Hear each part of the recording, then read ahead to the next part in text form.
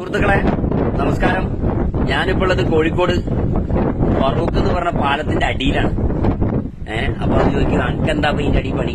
ഞാനിങ്ങനെ ജോലിയൊക്കെ കഴിഞ്ഞു വന്നാല് നമ്മുടെ നാട്ടിലുള്ള നിർമ്മിതികളൊക്കെ ഒന്ന് ചെക്ക് ചെയ്യും.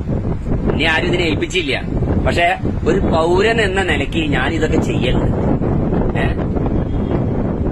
അപ്പൊ ഞാനത് നിങ്ങൾക്ക് കാണിച്ചു തരാം. നമ്മുടെ നാട്ടിൽ ഞാൻ ഇതിന് മുന്നേ ഇതിന്റെ വീഡിയോ ഇട്ടിരുന്നു. അന്ന് എന്നെ കുറെ ആളുകൾ വന്ന് ചീത്തയൊക്കെ പറഞ്ഞിട്ട് പോയി. അതിന്റെ പുറത്തൊക്കെ പെയിന്റ് അടിച്ചിനി. അടീന്റെ അവസ്ഥ എന്താന്ന് ശരിക്കും ഞാനിപ്പോ നിങ്ങൾക്ക് കാണിച്ചു തരാം.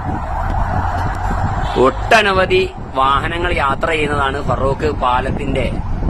എങ്ങനെയുണ്ട് തുരുമ്പ്? കണ്ടാ, അടന്ന് വീഴുകയാണ്. മനസ്സിലായ?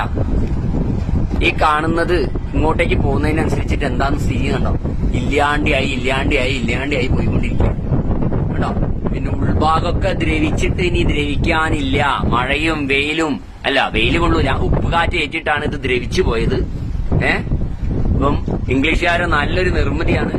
100 വർഷത്തിന്റെ പുറത്തൊക്കെ കഴിഞ്ഞിട്ടുണ്ട് ഇത്. അടിഭാഗമൊക്കെ ദ്രവിച്ചു കിടക്കുകയാണ്. അധികാരികളെ ഇത് എത്രയും പെട്ടെന്ന് വന്നൊന്ന് കണ്ടീഷൻ ആക്കണം.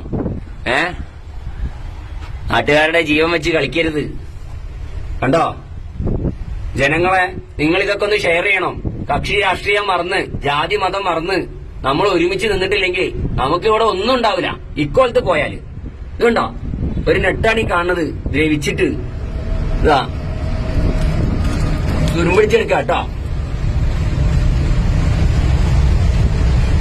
ഞാൻ കളവ് പറയില്ലല്ലോ, നിങ്ങൾക്ക് കാണില്ലേ? മൊത്തം ദ്രവിച്ച് കിടക്കാണ്. ഇതാ അടിഭാഗമൊക്കെ ഓട്ടയാണ്. കണ്ടോ, എന്റെ കൈ ഇപ്പുറത്തുകൂടെ വരും. ഒരു ബീം ഓട്ടയാവണമെന്നുണ്ടെങ്കിൽ അപ്പൊ എത്രത്തോളം ബലക്ഷയത്തിലാണ്. തകർന്ന് വീഴുന്നതിന് മുൻപ്, ആളുകൾ മരണപ്പെടുന്നതിന് മുൻപ് ഇതൊക്കെ വന്നൊന്ന് ക്ലിയർ ചെയ്യണം. അതാ പോകുന്ന ട്രെയിന്. കണ്ടോ, ഈ കാണുന്നതിന്റെ മേലെയാണ് ഈ പാല് നിൽക്കുന്നത്. അതിന്റെ നെറ്റൊക്കെ ദ്രവിച്ച് ഇനിയൊന്നും ദ്രവിക്കാനില്ല.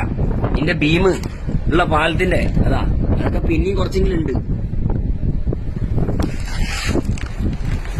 കേട്ടോ, എന്താ ഇപ്പൊ ഇതിന്റെയൊക്കെ അവസ്ഥ? ഇവിടെയുള്ള ഉദ്യോഗസ്ഥരൊക്കെ എവിടെയാണ്? ഉറങ്ങുക. നിങ്ങൾ സർക്കാരിനെ തെറ്റിദ്ധരിപ്പിക്കുകയാണ്. ഇതൊക്കെ വളരെ കണ്ടീഷനാന്ന് പറഞ്ഞിട്ട് സർക്കാർ നിങ്ങളെ മാസാമാസം ശമ്പളം തന്ന് തീറ്റി പോറ്റുന്നത് ഇതൊക്കെ വന്നൊന്ന് നോക്കാനാണ്. അല്ല, നിങ്ങളോട് ഉറങ്ങിക്കിടക്കാനല്ല പറയുന്നത് സർക്കാർ. ജനങ്ങളുടെ ജീവനും സ്വത്തിനും വില കൽപ്പിക്കണം. ഇതൊക്കെ കണ്ടോ, ഒരു മെയിൻ പാലത്തിന്റെ അവസ്ഥ ഇക്കോലത്തിലാണെങ്കിൽ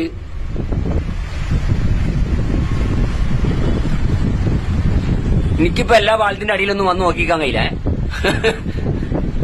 അധികാരികളെ ഉണരണം. വളരെ മോശമാണ് ഇതിന്റെയൊക്കെ അവസ്ഥ. നോക്ക്,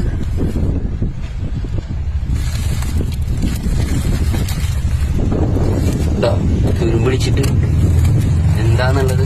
ആ റിബേറ്റൊക്കെ പോയി. കണ്ടോ